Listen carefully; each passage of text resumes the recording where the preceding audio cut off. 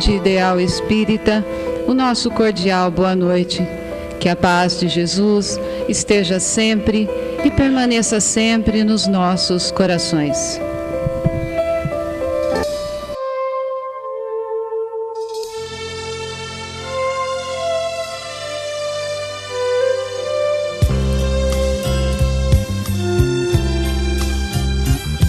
Enquanto você se esforça para ser um sujeito normal e fazer tudo igual,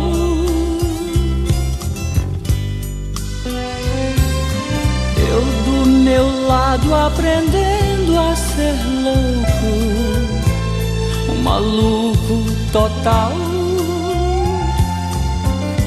na loucura real.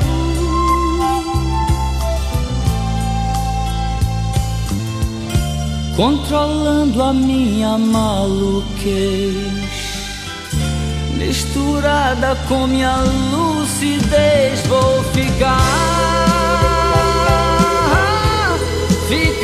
com certeza maluco, beleza, eu vou ficar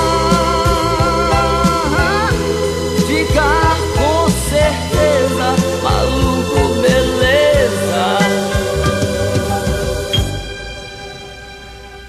E esse caminho que eu mesmo escolhi é tão fácil seguir, por não ter onde ir.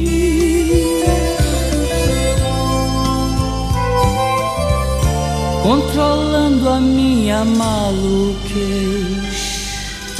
misturada com minha lucidez.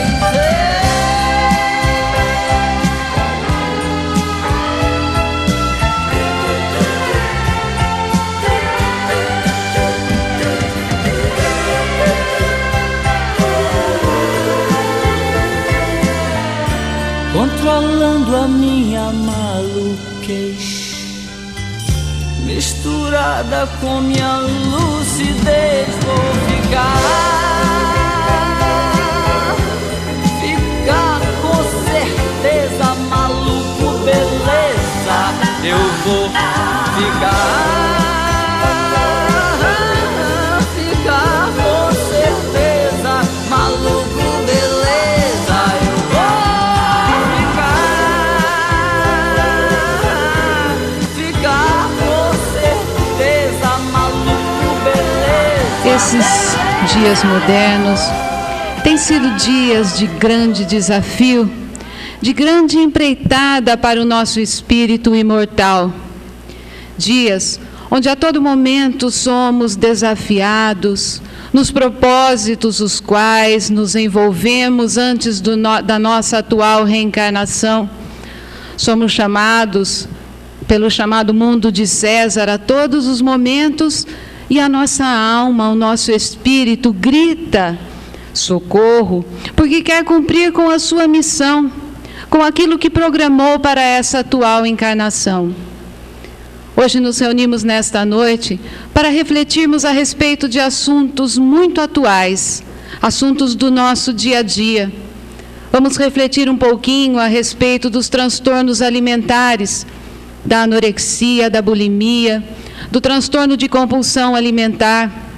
Vamos falar um pouquinho a respeito dos transtornos físicos, da dismorfia corporal.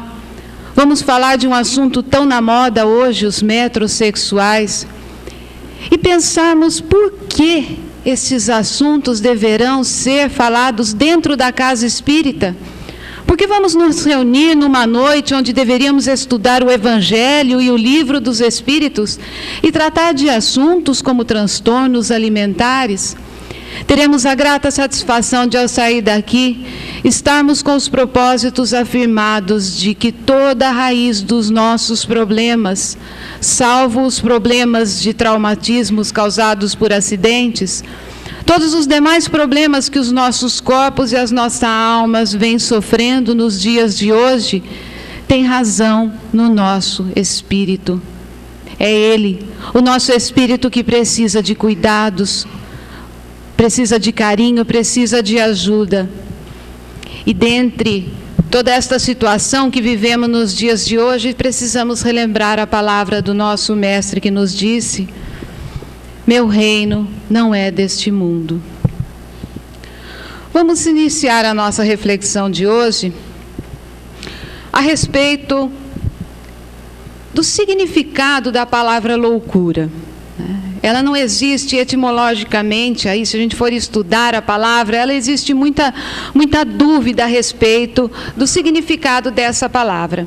Mas temos a grata satisfação de encontrarmos hoje nos livros voltados à área da psiquiatria, da medicina, em que vem trazer uma visão de loucura totalmente diferente daquela que tínhamos há um tempo atrás, e muito mais diferente daquela que nós ainda temos hoje enraizadas na nossa mente, que precisa ser arejada com ideias novas. A doutora Ana Beatriz Silva, que já é velha conhecida nossa, temos um carinho pelo trabalho que ela desenvolve no decorrer aí de alguns livros que tivemos oportunidades de refletirmos juntos aqui nesses nossos encontros. Hoje vamos utilizar um livro de autoria dela, Mentes Insaciáveis, que vem exatamente tratar desses assuntos que vamos aqui refletir, e recomendamos a todos aqueles que estão passando ou conhecem alguém que está passando por este problema de uma forma mais severa. Ela vem dizer para nós que a loucura é um estado alterado no qual o indivíduo encontra-se incapacitado para interpretar e entender de forma adequada as solicitações do ambiente ao seu redor e agir de maneira eficaz para a busca ou a manutenção de uma vivência confortável, tanto em termos físicos como mentais. Se nós formos pegarmos essa definição, se amplia muito a ideia de loucura e tira aquela ideia tão pesada que a gente tem. Porque todos nós, como sabemos, estamos num planeta de provas e expiações. Estamos tratando da nossa alma. Nós estamos aqui num processo de tratamento da nossa alma. A nossa alma está doente. Então, por vez ou outra, vamos estar aí esbarrando neste conceito de loucura. Porque em situações onde nós passamos por um desequilíbrio maior, nós vamos entrar nessa faixa aí de incapacidade de interpretar, e entender a situação pela qual passamos e atravessarmos esta situação de uma forma confortável, menos dolorosa para nós. Então, me parece muito claro que essa ideia de loucura fica mais leve, fica mais tranquila. Não vamos separar os nossos irmãos que estão passando por um momento mais grave, mas estão lá nos chamados sanatórios, e nós, sendo eles seres separados. Não. É muito interessante essa ideia quando entendemos que todos nós temos o nosso espírito um pouco adoentado. Então, vez ou outra, vamos esbarrando aí nessa necessidade de tratamento. E encontramos no Livro dos Espíritos, no capítulo que trata da lei de conservação. Aliás, foi uma grata satisfação nossa, como sempre digo para vocês, quando a gente encontra os postulados da medicina em acordo com o que diz a doutrina espírita. E quando começamos a estudar esses assuntos, falei, não vou encontrar no Livro dos Espíritos um apoio de estudo para este assunto.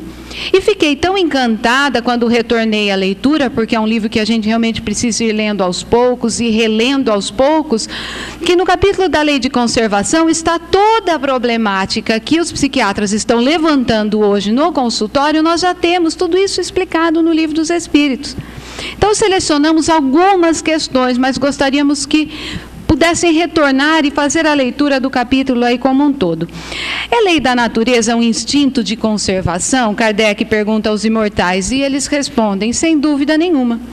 Todos os seres vivos o possuem, qualquer que seja o grau de sua inteligência. Nuns é puramente maquinal e raciocinado em outros. Então, tanto o animal como o vegetal, todos têm, o hominal, todos nós temos essa necessidade de manutenção da vida.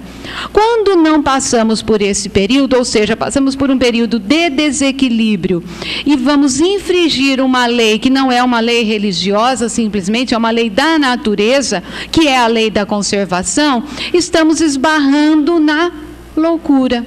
Ou seja, estamos num estado de incapacidade de interpretação do problema e passando de uma forma tranquila, porque o que é natural? Preservarmos aquilo que temos, o nosso corpo físico, a nossa integridade física. Quando saímos dessa lei que é natural, estamos transgredindo uma lei natural, estamos em desequilíbrio. E um dos primeiros desequilíbrios que nós vamos encontrar aí, para a gente refletir essa noite, é a anorexia nervosa. Confesso para vocês que também achei ser um problema de uma pequena minoria. Isso não é fato. Muitos adolescentes estão passando por esse problema, na sua grande maioria é um problema da adolescência. E quando a gente começa a levantar estatísticas, quando a gente começa a fazer a pesquisa, a internet está repleta de sites, tanto ajudando as pessoas que estão passando por esse problema, os familiares, os pais. Porque hoje em dia a gente vê uma preocupação tão grande com o problema das drogas, sem dúvida nenhuma, temos que ter muita atenção. E é um problema falado e muito discutido, graças a Deus, muito discutido nos lares, mas esse é um problema que vai se instalando aos poucos e muitos dos pais, a grande maioria, vem relatar que começou a perceber esse problema quando o caso já estava muito lá na frente, né? E o que é, na realidade, a anorexia nervosa? Me perdoem pela foto, foi a foto mais explícita que nós achamos aí, e a menos difícil de se visualizar, porque os sites da internet trazem algumas fotos realmente que nos deixam, de uma certa forma, entristecidos de ver a situação que esse espírito chega, né? E o que é a anorexia? É a prática de jejum alimentar ou uma restrição alimentar severa. O indivíduo começa a incutir na sua mente que não pode ingerir determinados alimentos. Depois ele passa a alimento nenhum. E isso, com o passar do tempo, os pais acabam não percebendo, que normalmente acontece com os adolescentes, acabam não percebendo pela correria do dia a dia, acha que o indivíduo já se alimentou, ou o indivíduo fala, não, eu já me alimentei fora de casa, ou eu comi um salgadinho na casa do colega, e acaba não fazendo as refeições com a família. A tendência das adolescentes é usar roupas muito largas, para não apresentarem esta perda, porque justamente elas não acreditam estarem assim. O processo é exatamente desse da foto. A adolescente se olha no espelho, ela está extremamente magra, mas ela se enxerga gorda. É uma gordura imaginária que ela enxerga, então para ela nunca é o suficiente a perda de peso que ela teve. E isso é um processo que tende a crescer cada vez mais. É uma predominância em adolescente, como nós já dissemos. Elas sentem fome, mas negam este fato.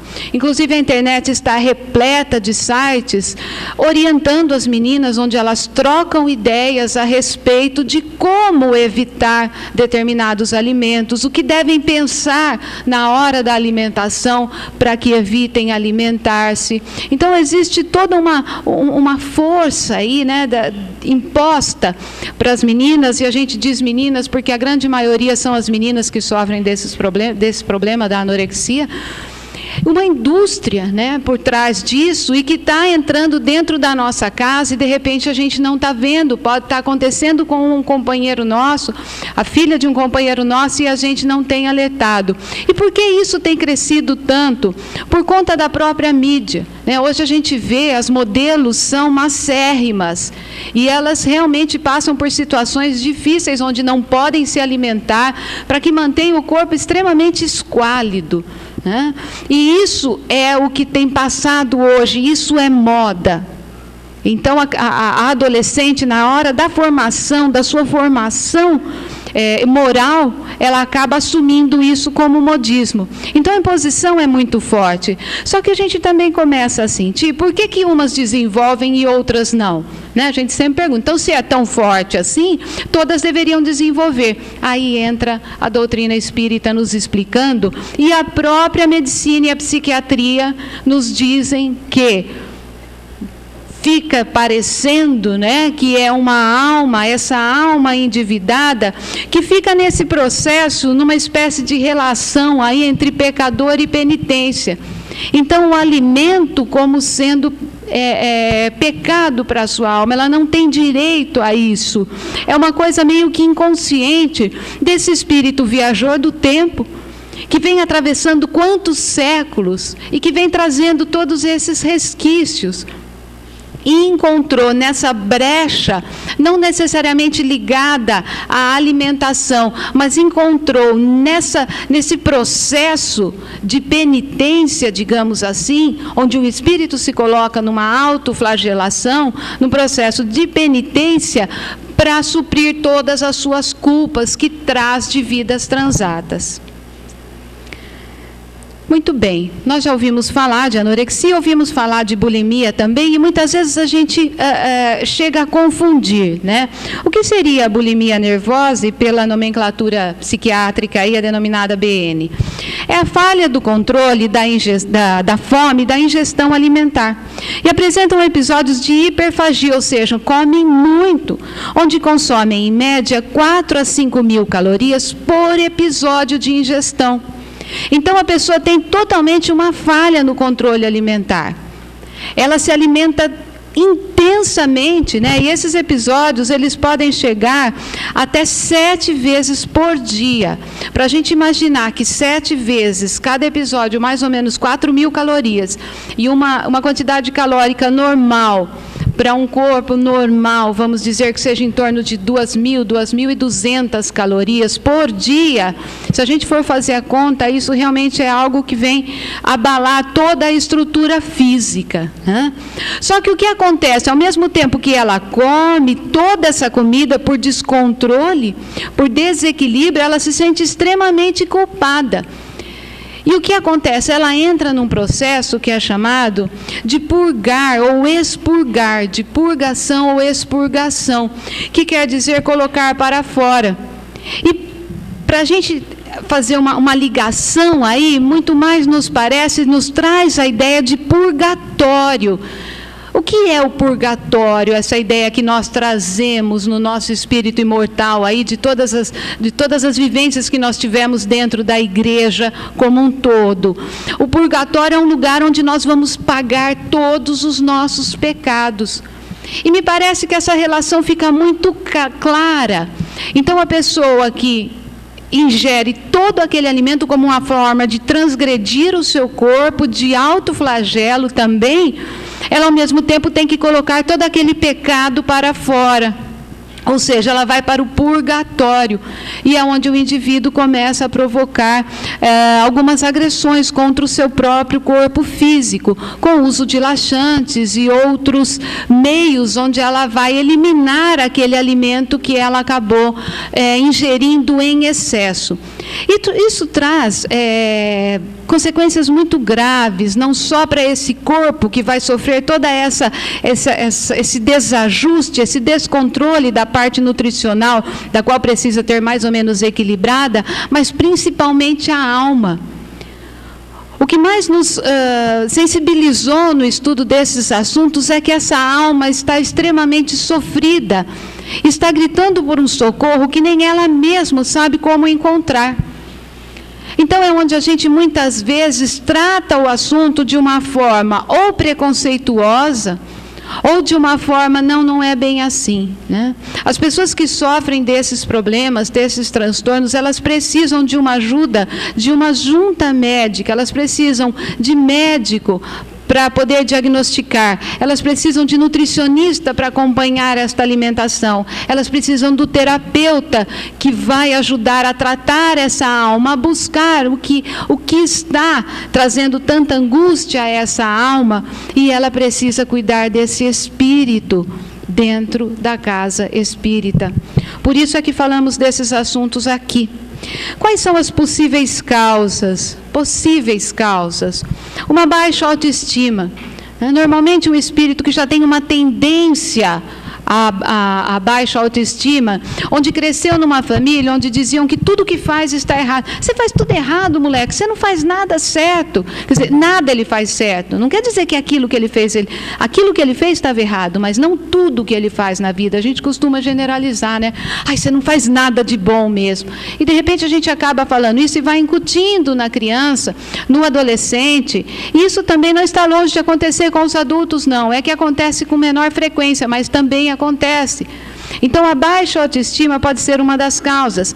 Pais exigentes, dominadores, controladores, extremamente, né? Então nós vamos deixar o filho fazer o que quiser? Não. Nós temos que encontrar um meio termo, um equilíbrio. Tudo é equilíbrio, tudo na vida nos pede o equilíbrio. E para a educação dos nossos filhos também. Os pais extremamente exigentes que cobram muito dos filhos, esse filho acaba não encontrando esse espírito, acaba não encontrando nele mesmo a perfeição que o pai, a mãe gostaria que ele tivesse, porquanto ele é um espírito imperfeito, como todos nós. Então ele não vai atingir a perfeição. Nessa frustração, ele começa a esbarrar em vários problemas e alguns dos problemas são os transtornos alimentares. Elevadas expectativas do desempenho pessoal, né? Exatamente quando a gente espera que o nosso filho seja tudo aquilo que a gente não conseguiu ser e algo mais. A gente quer que seja muito mais do que o filho do vizinho, do que o filho do irmão, do que o filho do parente, a gente quer que seja muito mais. Cobrando desse espírito algo que ele não pode dar. Porque ele tem um limite que é dele, e cada um tem um limite que é seu. E quando a gente cobra além do que a pessoa pode dar, esse espírito fatalmente vai desequilibrar. Perdas afetivas importantes e precoces, né? Muitas vezes esse processo pode desencadear por uma separação, por um desencarne de algum ente muito querido, e a criança ou adolescente não consegue digerir aquela situação e pode esbarrar num problema como esse. E perfeccionismo também do próprio espírito. Quantas vezes o pai, a mãe fala, olha, eu falo para o meu filho relaxar um pouco, para ele ser menos preocupado com as coisas, mas ele tem uma preocupação, ele quer tudo fazer perfeito, né? Então isso é do espírito, do próprio espírito. Não estamos aqui culpando pais nem mães, de forma alguma culpando ninguém. Não existe culpados e nem culpas. Existem situações para serem resolvidas, né? E a revista Veja traz para nós aqui um relato, né, de como anda essa situação, através da doutora Paula Melling, que é a diretora do Núcleo de Transtornos Alimentares e da Obesidade do Rio de Janeiro.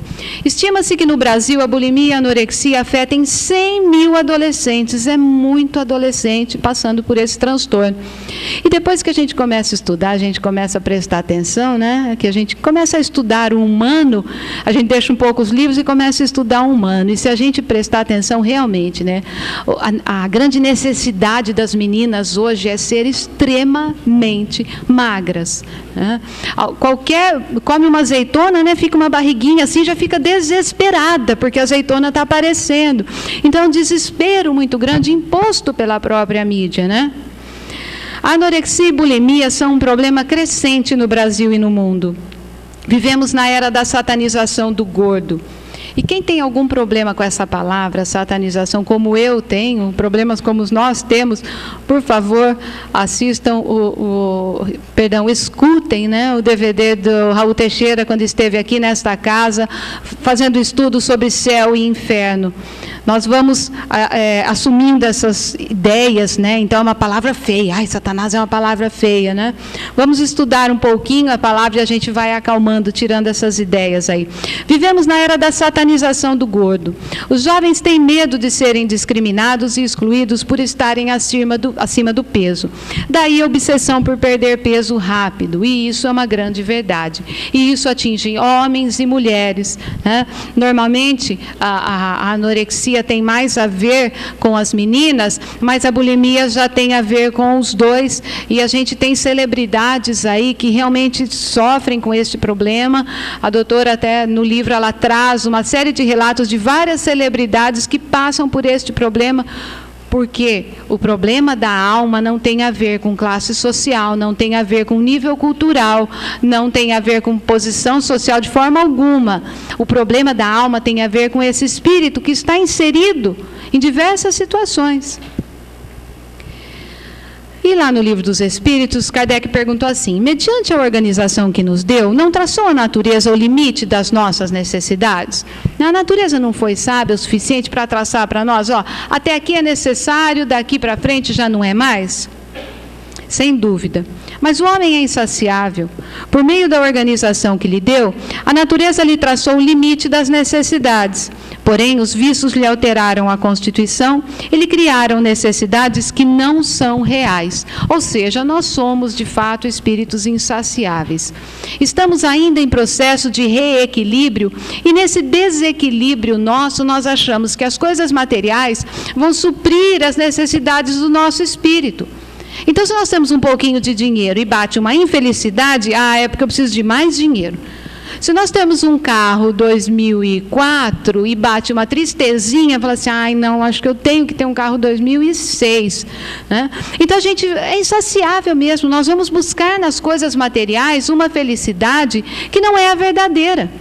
Não estamos aqui de forma alguma fazendo nenhuma apologia ao feio, ao descuido, de forma alguma. Vamos ver aqui no decorrer dessa noite ainda situações onde nós temos de fato que cuidar, temos por obrigação de cuidar do nosso corpo, mas não podemos esbarrar nos excessos, nos desequilíbrios, nessa insaciedade que a nossa alma está. Um pouquinho de trova aí, só para a gente relaxar. Através das mãos do querido Chico, aí o Espírito Jair Presente escreveu: a tentação vem de fora, nessa cascata eu não entro. Mesmo sendo a toda hora, a tentação vem de dentro. E é verdade, né? É o nosso espírito, a gente fala assim, sai Satanás, né? Não quer nem que chegue perto, não adianta, gente, está dentro de nós. O problema, a tentação está dentro de nós. Fala assim, mas olha, eu como porque a fulana, minha mulher, lá fica fazendo aqueles doces, aquelas coisas, enche a geladeira, né? Aí culpa, coitada da mulher. Quer dizer, a tentação, gente, está dentro de nós mesmos. Enquanto nós não assumirmos a nossa postura, a nossa situação de que as grandes dificuldades não estão no mundo de fora, mas sim no mundo de dentro, que nós temos que dar conta da nossa alma, do nosso espírito, do nosso interior, para encontrarmos a nossa salvação através desse confronto conosco mesmo, nós realmente não vamos entrar em nenhum processo aí que seja digno de cura.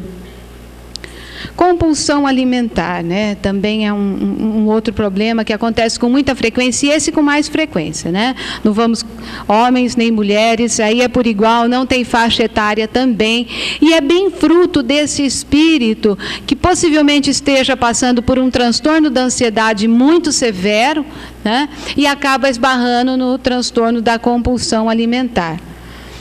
O que é? Costumam ter uma alimentação regular durante o dia, mas a partir do final da tarde e durante a noite apresentam episódios de descontrole alimentar. Né? É onde o indivíduo senta para assistir a novela, come uma caixa de bombom, uma bacia de pipoca, passou o dia controlando, né? E chega à noite. Por quê? Existem alguns porquês aí, né? O primeiro é a hora que a gente para.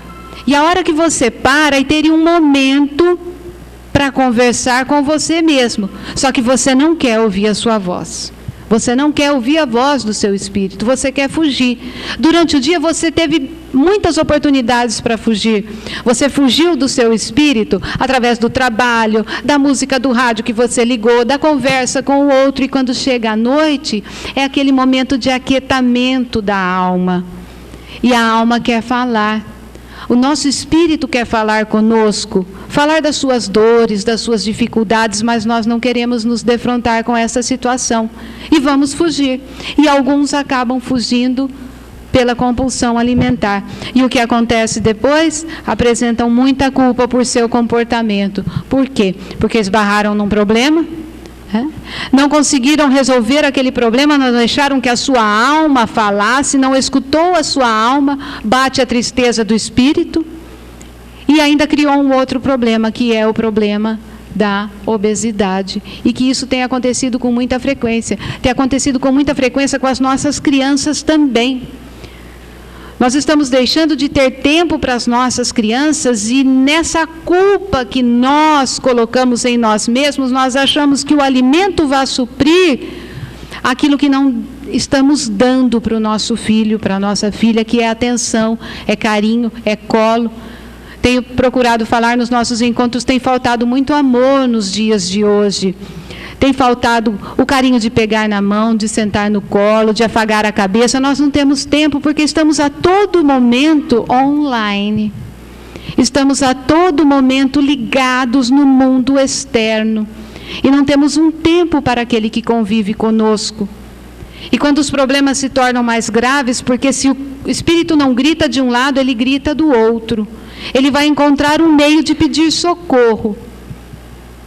E um dos meios de pedir socorro são através destes transtornos. Muito bem. Aí lá no Livro dos Espíritos, né, na questão 909, Kardec pergunta assim: será substancialmente mal o princípio originário das paixões, embora esteja na natureza?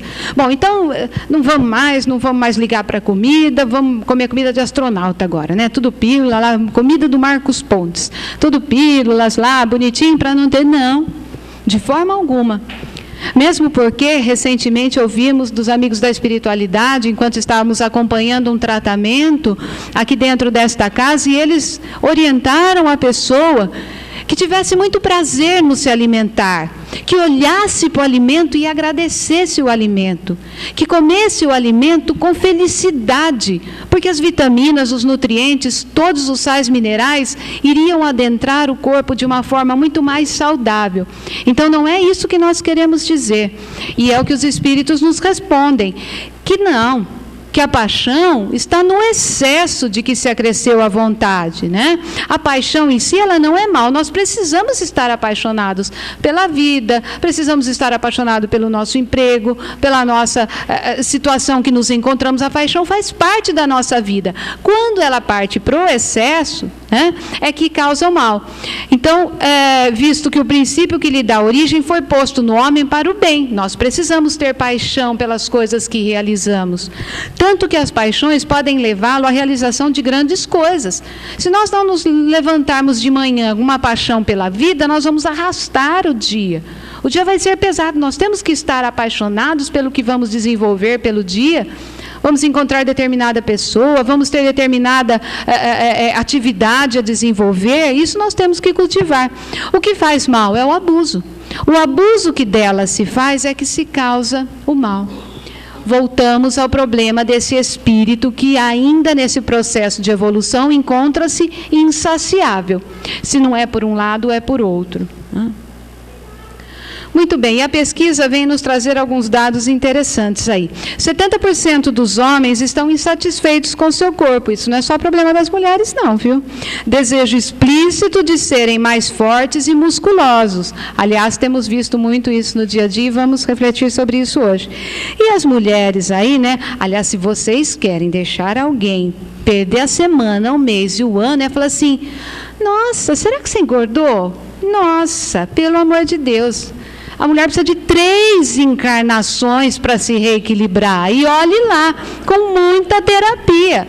Com muita terapia. 40% das mulheres reclamam por excesso de peso inexistente. Agora, quer ver a mulher ficar feliz da vida? Fala assim: nossa, mas você emagreceu. Gente, tenta isso para vocês verem. Aquilo, sorriso vem no rosto, né? Ainda faz parte, muita parte da nossa crença. Estamos muito ligados ainda à matéria, né? Então, 40% estão reclamando aí de um excesso de peso que não tem. Então, estamos aí, homens e mulheres, 1 a 1. Esse jogo está empatado, viu? Descobriu-se que no Brasil, o peso e a beleza do corpo influem mais na autoestima que sucesso na profissão, fé religiosa ou número de amigos. Apenas 7% das mulheres se consideram bonitas e, por conta disso, 54% se dizem dispostas a fazer cirurgias plásticas. E nesse excesso de cirurgias plásticas que tem acontecido aí nos dias de hoje, nós vamos encontrar mais um transtorno psicológico, que é a dismorfia corporal. Acreditar que pequenos defeitos, como uma pinta no rosto ou uma pequena cicatriz, são monstruosos, é uma das características do problema. Passar mais de 1 hora por dia na frente do espelho também indica algo errado. Olha, eu vou falar que a mulher que achar 1 hora para ficar na frente do espelho, hoje em dia, com jornada dupla de trabalho, mãe turista, eu vou falar, mas tudo bem, né? Mas esses problemas não são exclusivos das mulheres. Eles também acontecem com os homens, né? E trazemos aí de fundo a música. Na época, né, esse espírito contava com 5 anos de reencarnação e fazia parte de um conjunto que embalou muitos nossos corações, os Jackson 5, né? Um típico garoto negro americano de uma aparência muito normal. Esse espírito não trazemos aqui de forma alguma como destaque, mas para a gente refletir como nós não temos aceitado a nossa situação. Quantos de nós não aceita a sua situação reencarnatória? Algumas coisas até dá para dar uma melhorada, né, gente? Vamos falar a verdade, vale a pena melhorar, né? Quando o Chico colocou peruca, o mundo espírita se voltou horrorizado e ele disse: ninguém tem o direito de enfeiar o mundo, né? Nós temos a obrigação de deixar o mundo mais bonito. Então não estamos aqui fazendo uma apologia à feiura, mas dizer que quando esse espírito entra num processo de não aceitação daquele corpo em qual ele reencarnou, ele vai passar por sérios problemas. E dentro dessa dismorfia corporal, mais graves são aqueles que têm a feiura imaginária, né? São pessoas normais e se acham extremamente feias. 7% dos pacientes que procuram tratamento estético sofrem de dismorfia.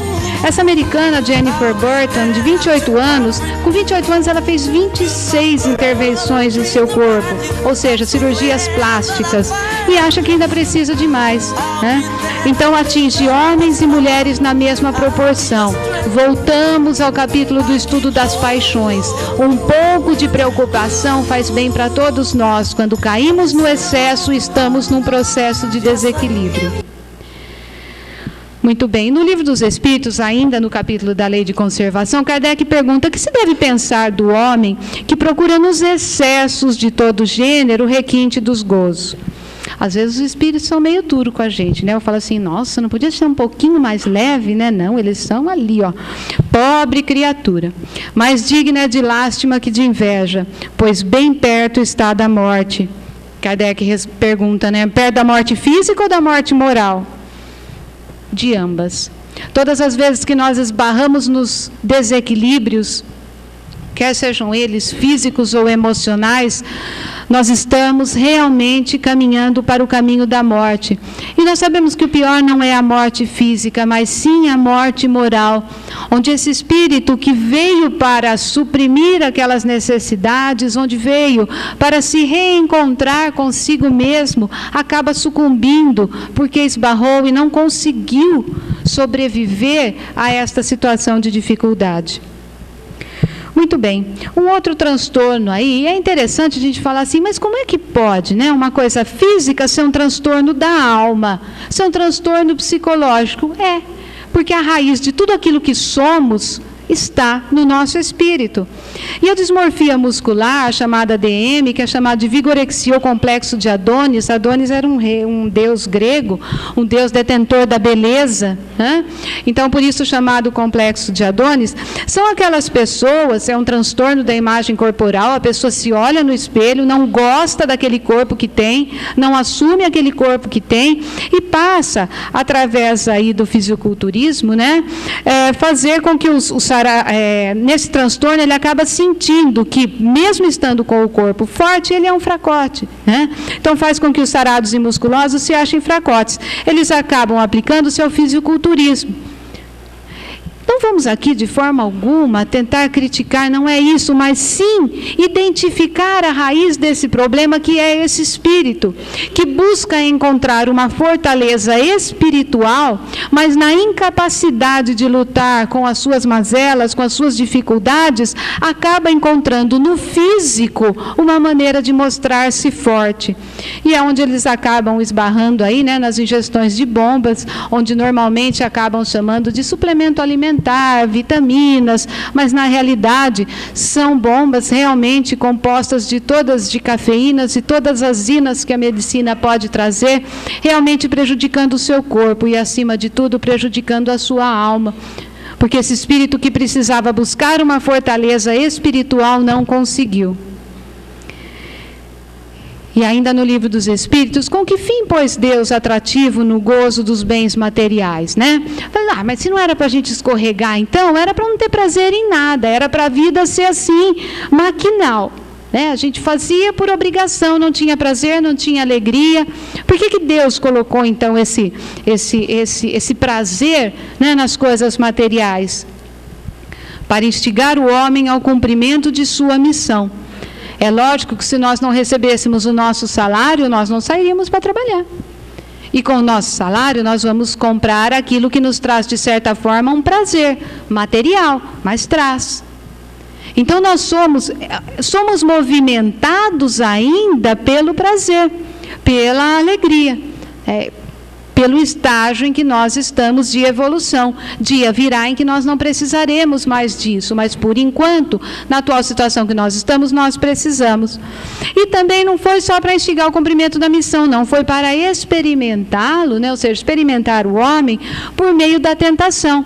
É aí que nós vamos realmente reafirmar quais são os meus propósitos, quais são os meus valores, né? Muito bem. Temos aí um outro assunto, chamados metrosexuais. Todo mundo gosta de mim, todo mundo gosta de mim, todo mundo gosta de mim, todo mundo gosta de mim. Não vai começar a novela não, gente, não vai começar a novela, mas todo mundo ficou desesperado para ir embora, né? Eu prometo que eu estou acabando. Exatamente, né, na música da novela aí do Narciso, que todo mundo gosta de mim, os metrosexuais, que é muito comum hoje em dia a gente encontrar. O que são os metrosexuais? São homens heterossexuais extremamente vaidosos. Hoje a moçada está extremamente linda, né? A gente realmente não, em casa a gente tem um menino e uma menina, a gente não sabe quem é mais vaidoso, né? Porque os meninos estão extremamente vaidosos hoje. Muito bom, é muito bom, né? Tem que cuidar da natureza. Nós não estamos dizendo de forma alguma que nós temos que abandonar o nosso corpo físico, não temos. Sabemos o quanto é importante nos tratamentos, principalmente nos tratamentos de depressão.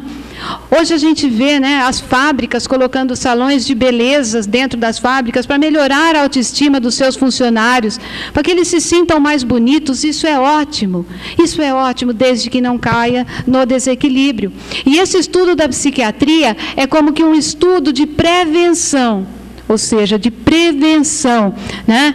Porque o problema não é o hoje, o problema é o futuro, que se esse adolescente ou esse... Porque a gente vê também muitos senhores já, né, extremamente cuidadosos aí, o excesso da vaidade, como diz os espíritos a Kardec, né, poderá esbarrar em transtornos psicológicos mais severos. Quando a gente transforma a maior parte do nosso dia em busca desses prazeres, chamados prazeres materiais, né, em detrimento do nosso desenvolvimento espiritual. E Joana de Ângeles vem falar para nós que nós não podemos esquecer de forma alguma, em todos os transtornos, todas as vezes que atingimos uma faixa de desequilíbrio, toda faixa de desequilíbrio, né?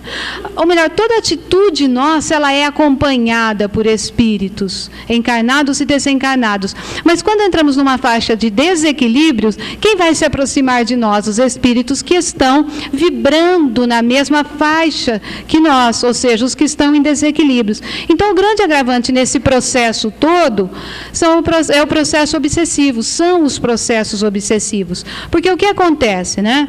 A irradiação, a incidência prolongada da irradiação mental do perseguidor, e eu não concordo muito com o termo, mas não pude alterar porque é um trecho de um livro, né? Eu prefiro dizer o companheiro de jornada, aquele que está mais próximo de nós, né?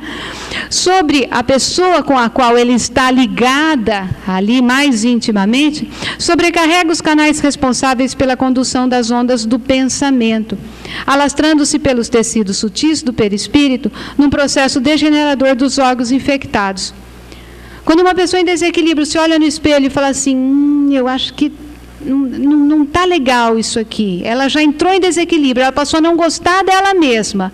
Nesse momento, ela com certeza vai ouvir alguns irmãos que estão nessa mesma faixa e que vão dizer, de fato, não está muito bem não, isso aí não está bem. E aquela ideia começa a crescer. Mas ela aconteceu por conta do nosso desequilíbrio. Porque enquanto nós acharmos que está tudo bem conosco, que não existem problemas mais sérios, que quando esse pensamento bate, a gente diga, imagina, que isso, está tudo muito bem. Então, nós não adentramos a faixa vibratória. Porém, quando adentramos e assumimos essa faixa, incorporamos essa ideia desse espírito que se aproxima de nós pela sintonia de pensamento, nós vamos encontrar um processo de desequilíbrio.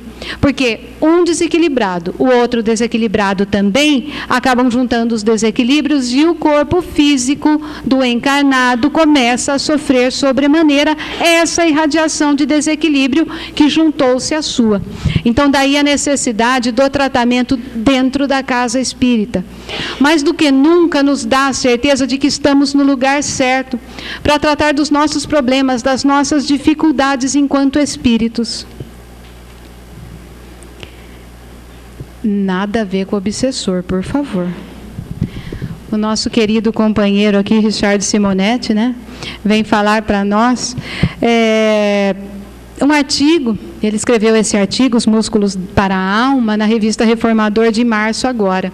E ele conta, né, que vai ser parte do livro dele aí, um dos casos que uma moça procurou o Chico dizendo, olha, Chico, minha situação está muito difícil, eu estou com um obsessor aqui que eu não aguento mais, eu preciso de ajuda. Aí Chico fala assim, filha, trabalha, filha, aquele jeitinho que só o Chico tinha.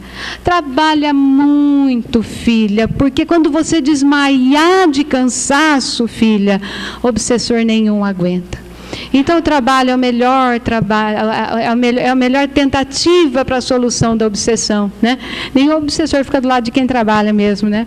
E Richard aproveita deixa aí para falar para nós, abençoada seja a exaustão física, que venhamos experimentar nesse empenho, ou seja, no empenho do trabalho, não só o trabalho físico, mas o trabalho de disciplina, de autodisciplina, nesse trabalho onde estamos nos autoeducando, né? A situar-se como vigoroso exercício que fortalece os músculos da alma, habilitando-nos a resistir às incursões da sombra. Vamos procurar aí criar músculos na alma, né? Que esses realmente serão músculos que nós vamos levar para toda a eternidade. Mais uma trovinha aí reforçando o que o Richard falou. Caminha sem pretensão, serve em teu próprio lugar. Contra qualquer tentação, o remédio é trabalhar, com certeza, né? E o Evangelho segundo o Espiritismo, no capítulo que tem o título deste nosso encontro, pelo simples fato de duvidar da vida futura, o homem dirige todos os seus pensamentos para a vida terrestre. Sem nenhuma certeza quanto ao porvir, dá tudo ao presente. Quando nós imaginamos que a nossa vida se resume do berço ao túmulo, devo fazer tudo nesta encarnação. Não existem sequelas para outras situações. A vida fica restrita. 80, 95, hoje a medicina consegue 100 anos, é muito pouco diante da eternidade, é quase nada diante da eternidade. Então, quando o indivíduo não vislumbra uma possibilidade além do túmulo, fica muito difícil se tratar, fica muito difícil curar a sua alma. Daí a necessidade de estarmos aqui na casa espírita, trabalhando a religiosidade dentro de nós.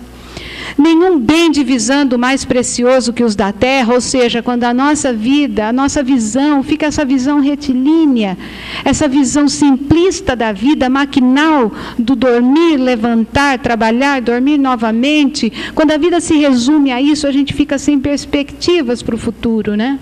Torna-se qual a criança que nada mais vê além dos seus brinquedos, né? E de repente a gente realmente parece criança, né? Brigando por coisas, se apegando e sofrendo por coisas tão pequenininhas diante da infinidade que é a nossa vida espiritual.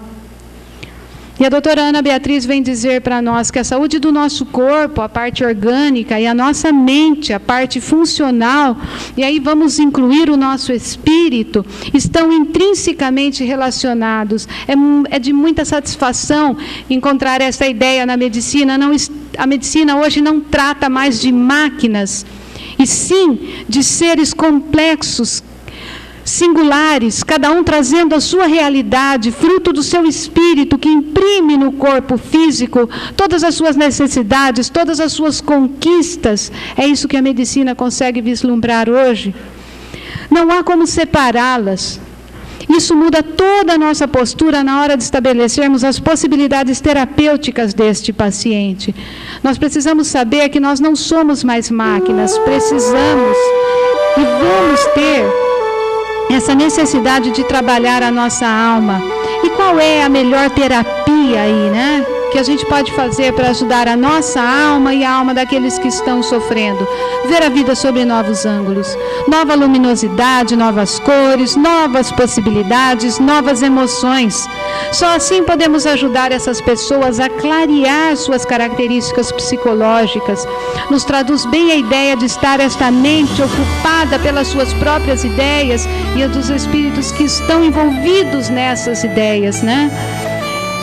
Que, tal qual uma sombra, teimam em segui-las sem qualquer convite. Nós precisamos evangelizar essas pessoas, nós precisamos levar o Cristo até essas pessoas, que elas não venham na casa espírita, não existe problema algum, mas elas precisam ter contato com a mensagem eterna de Jesus Cristo, e isso faz parte da nossa missão. E o apóstolo Tiago vem dizer: confessai as vossas culpas uns aos outros e orais uns pelos outros para que sareis.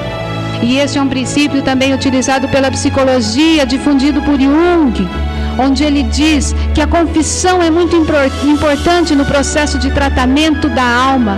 Enquanto nós não confessarmos para nós mesmos as nossas dificuldades, as nossas mazelas, as nossas dores, nós não encontraremos um caminho, uma forma, uma maneira de efetivamente trabalharmos pelo nosso espírito, que merece um tratamento de uma forma muito intensa hoje, no dia de hoje, porque estamos na melhor situação nossa. Hoje, o nosso hoje é a melhor versão de nós.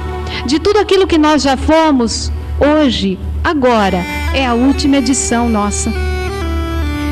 E ela continua dizendo que o verdadeiro louco é aquele que não busca a sua transcendência através do autoconhecimento, da confissão para si mesmo, e acaba sofrendo cronicamente com as consequências de seus excessos físicos e comportamentais, que podem ser traduzidos por um estado disfuncional chamado de infelicidade em pequenas doses. E a infelicidade vai se instalando e a gente vai se acomodando a ela. Não podemos. Nós nascemos para sermos felizes. E no Evangelho segundo o Espiritismo vem nos dizer que Deus, consequentemente, não condena os gozos terrenos, condena sim o abuso desses gozos em detrimento das coisas da alma. Contra tais abusos é que se premunem os que a si próprios aplicam estas palavras de Jesus: meu reino não é deste mundo. E Joana de Ângeles vem dizer para nós que o mundo examinado sob a ótica teológica, à luz da psicologia profunda, é um educandário de desenvolvimento dos recursos espirituais do ser em trânsito para o reino de Deus. Muitas vezes a gente cobra do nosso espírito que deveria estar mais pronto, que deveria agir de forma diferente. Nós estamos em trânsito, estamos caminhando para o reino de Deus, estamos aprendendo para o reino de Deus. E o que é o reino de Deus? Na célebre conversa, no célebre diálogo entre Pilatos e Jesus, Pilatos pergunta: és o rei dos judeus? E Jesus responde: meu reino não é deste mundo. Se o meu reino fosse deste mundo, a minha gente houvera combatido para impedir que eu não caísse nas mãos dos judeus. Mas o meu reino ainda não é aqui. E Pilatos insiste: és, pois, rei? E Jesus responde: tu o dizes, sou rei. Não nasci e não vim a este mundo senão para dar testemunho da verdade. Aquele que pertence à verdade, escuta a minha voz. Céu e inferno são estados da alma, como o reino de Deus também não tem um lugar circunscrito no universo. Ele pode estar dentro de nós. O reino de Deus pode estar agora dentro de mim se eu estiver em paz. Quando eu estiver encontrado a verdade, eu escutar Jesus, mas qual é esta verdade? Cada um tem a sua verdade particular. Nós vamos refletir em conjunto, vamos falar sobre assuntos que lemos, vamos escutar, mas temos que encontrar a nossa verdade pela nossa caminhada. É através do nosso caminhar, do autoconhecimento, do autoburilamento que nós vamos encontrar qual é esta verdade. E nós estamos simplesmente caminhando, ainda em trânsito, mas já em trânsito para o reino de Deus. Isso nos traz muita felicidade, porque estamos a caminho, não estamos perdidos, temos um trajeto traçado, nós estamos fazendo a nossa caminhada, porque é assim que caminha a humanidade.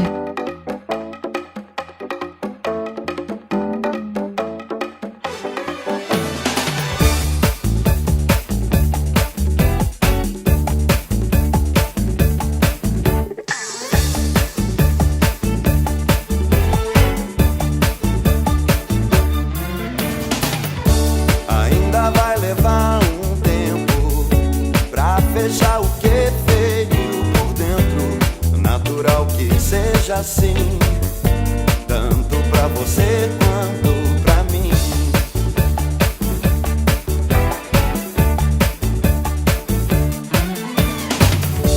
Ainda leva uma cara pra gente poder dar risada. Assim caminha a humanidade, com passos de formiga e sem vontade. Não vou dizer que foi ruim, também não foi tão bom assim. Não imagine que te quero mal, apenas não te quero mais.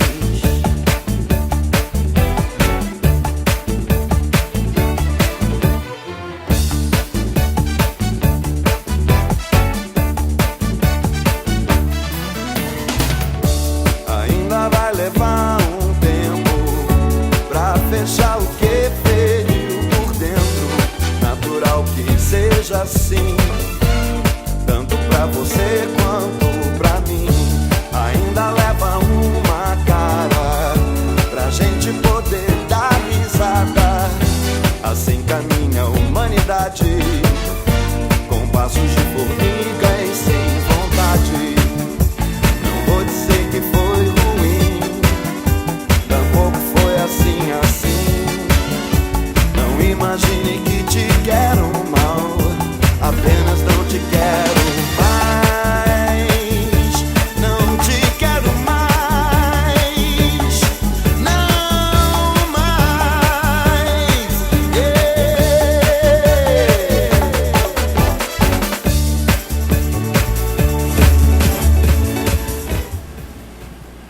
Nós do Centro Espírita Amor e Caridade desejamos que vocês tenham uma suave caminhada, pelo carinho, pela atenção, por essa vibração maravilhosa que tanto tem me sustentado. Mais uma vez, muito obrigada.